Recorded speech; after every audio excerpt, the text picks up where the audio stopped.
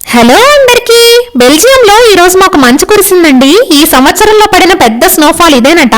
బుజ్జిది ice లో దిగడానికి కాసేపు మారం చేసింది, కానీ కాసేపటికి తనే దిగి బుజ్జి బుజ్జి అడుగులేస్తూ భలే ఆడుకుంది. అచ్చం తెల్ల మంచులో తిరుగుతున్న చిన్న కుందేలు పిల్లలాగా ఉంది కదూ క్యూటీపై. నిన్న రాత్రి నుంచి ఎడతెరప లేకుండా మంచు కురుస్తూనే ఉంది. ఆ మంచంతా చక్కగా ఎక్కడికక్కడ పేరుకుపోయింది.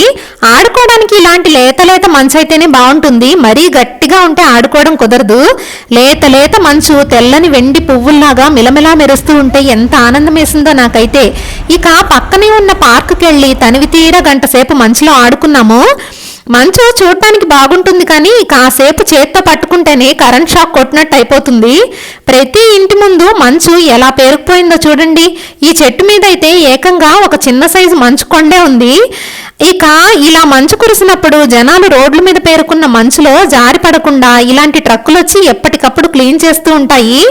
ఆగండి ఆగండి, అలా చూసి ఆగిపోకుండా ఒక లైక్ సబ్స్క్రైబ్ చేసుకోండి, లేకపోతే మీ మీద ఒక మంచు బాల్ విసురుతాను మరి.